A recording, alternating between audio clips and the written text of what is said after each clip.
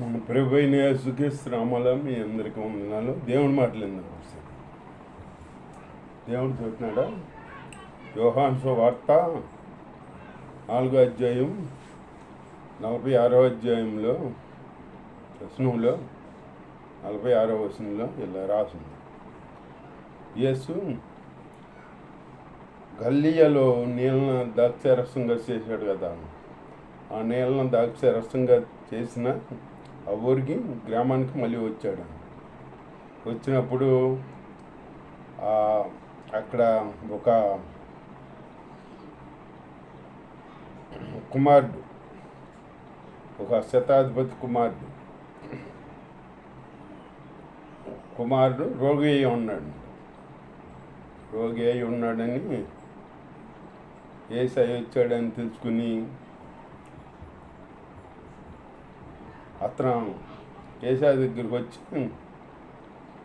అతను యేసయ్య నేర్చుకున్నాడు అనమాట. నా కుమారుడు సావసిద్ధమై ఉన్నాడు, రోగి అయి ఉన్నాడు. నాకు కుమారుడు సావకితమై వచ్చి స్పష్టపరచమని యేసయ్యని ఏడుకునేటప్పటికి దేవుని స్తోత్రం. ఏడుకునేటప్పటికి అప్పుడు యేసయ్య అన్నాడు, నీ కుమారుడు స్పష్టపడ్డాడు, నువ్వు వెళ్ళు అని చెప్పాడు. చెప్పేటప్పటికి యేసయ్య మాటని ఆ మాట నమ్మి విశ్వసించి వెళ్ళిపోయాడు. ఇంకా ఈయన వెళ్తుండగా ఇంటికి వెళ్ళకుండా మధ్యదారిలోని వాళ్ళ దాసులు ఎదురొచ్చి నీ కుమారుడు స్పష్టపడ్డాడు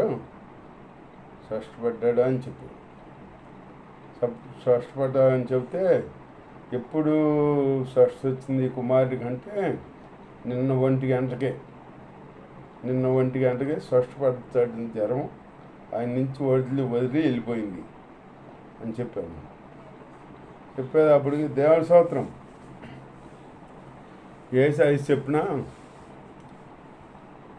సమయం అదే 1 గంట. ఆ సమయానికి అక్కడ కుమారుడు స్పష్టపడ్డాడు. అంటే యేసయ్య మాటలో స్పష్టం ఉందన్నమాట. యేసయ్య మాటలో స్పష్టం మనం నమ్మామనుకో, నమ్ముతూ నీవు వశమైతే నమ్మని వారికి సమస్తం సాధ్యం అన్నాడు దేవుడు. మనం నమ్మాలి.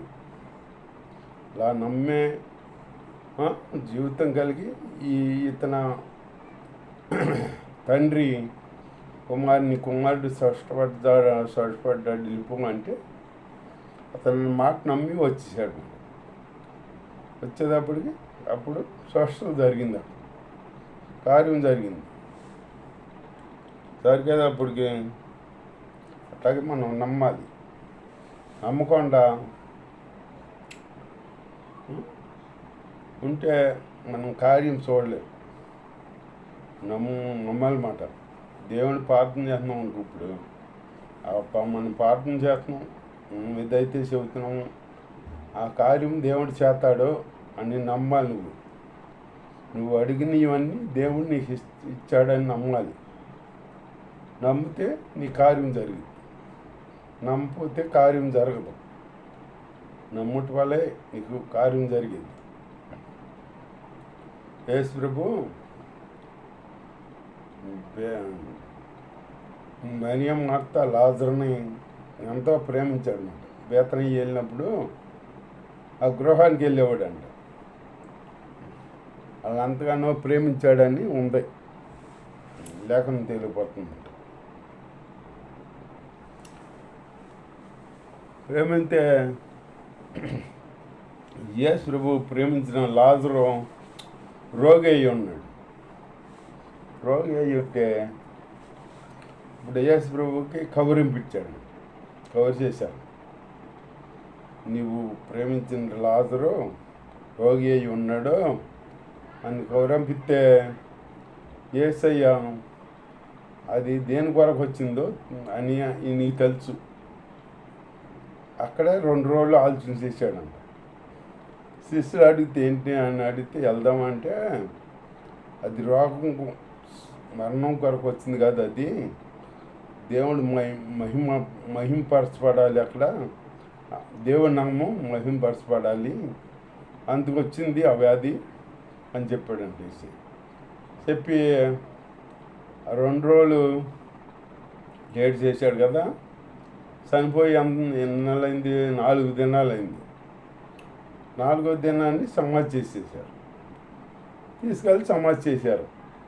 దేవుని స్తోత్రం. 4 దినాల తర్వాత ఎత్తుకెళ్ళాడంటే యేసుప్రభు అక్కడంట ఏదో ఆచారం ప్రకారం ఒక ఆచారం ఉండేదంట. అంటే చనిపోయిన 3 దినాల వరకు అక్కడక్కడే తిరుగుతాడంట. ఆత్మలి వాళ్ళ నమ్మకం డబ్బుకో వాళ్ళ డబ్బుకో ఏదో ఒకటి తిరుగుతారని అనుకునేవాళ్ళు. అప్పుడే వీళ్ళు స్వచ్ఛపడితే మేము అనుకున్నదే జరిగిందిలే అనుకుంటారు, అక్కడ దేవుని నామం మహిమపరచబడదు అని చెప్పి 4 దినాలు ఉన్నాక వెళ్ళాడండి. 4 దినాలు అయినాక అప్పుడు వెళ్ళి లాజర్ని లేపాడనమాట.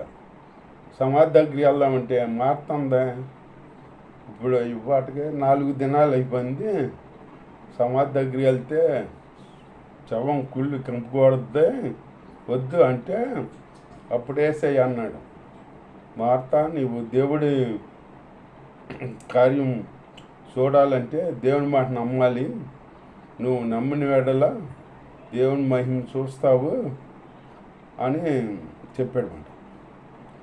దేవుని స్తోత్రం, హల్లెలూయా చెప్పాడన్నమాట. చెప్తే అప్పుడు వెళ్ళారు.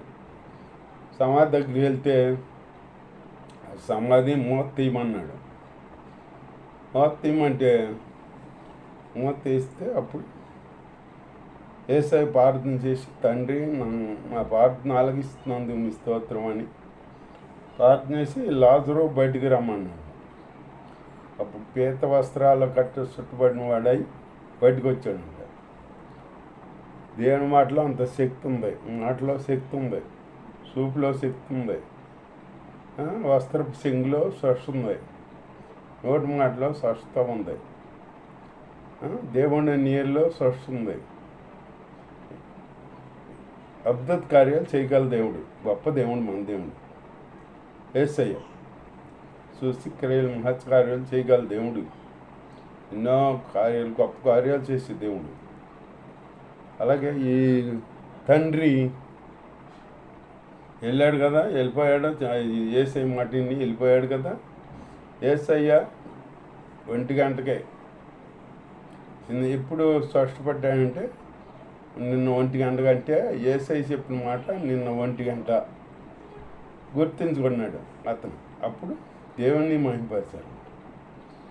అక్కడ వాళ్ళు కొందరు ఏమనుకుంటారో, ఈయనేంటి ఒకసారి అంటాడు యేసయ్య, నేను పరలోకం నుంచి వచ్చానని చెబితే వాళ్ళు అంటారు, ఏంటి నీ పరలోకం నుంచి వచ్చానంటాడు ఏంటి, ఈయన యేసేపు కుమారుడు కదా, మరియా కుమారుడు కదా, ఇలా అన్నదమ్ములు అందరూ మన మధ్య ఉన్నారు కదా, నీ వడ్లవాడి కుమారుడు కదా, నేను పరలోకాన్ని నుంచి వచ్చానంటాడేంటి అని చెప్పి వీళ్ళందరూ అనుకుంటున్నారు అన్నమాట. దేవుడు పరలోకాన్ని నుంచి వచ్చాడని నమ్ముతుల్లా, కార్యాలు చూస్తున్నారు కానీ నమ్ముతుల్లా, దేవుడు నమ్ముతుల్లా. అక్కడికి అసలు ఎందుకు శిష్యులే నమ్మలా, శిష్యులే ఆయన ఎవరో తెలుసుకోవాలి. అసలు ఒకసారి ప్రయాణం చేస్తున్నారు శిష్యులు యేసయ్య సముద్రం మీద ప్రయాణం చేస్తుంటే అప్పుడు గాలితో పాడిన చెలరేగిందన్నమాట. చెలరేగేటప్పటికి